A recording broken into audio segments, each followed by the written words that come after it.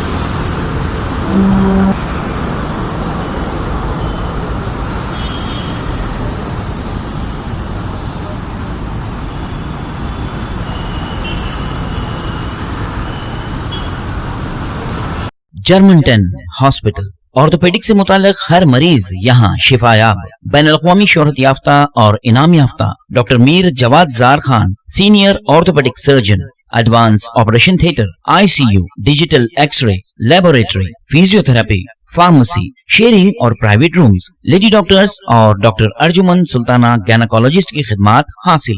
वाजबी fees और मुकम्मल सहूलियात से हजारों मुतमईन। एम्बुलेंस से आरास्ता Germantown orthopaedic hospital, pillar number 150, Attapur, Hyderabad. खबर है शहर की, खबर है गाँव की, खबर है सारी दुनिया की। 7H न्यूज पसंद आए तो लाइक कीजिए, शेयर कीजिए और सब्सक्राइब करना ना भूले। 7H न्यूज, आपकी आवाज।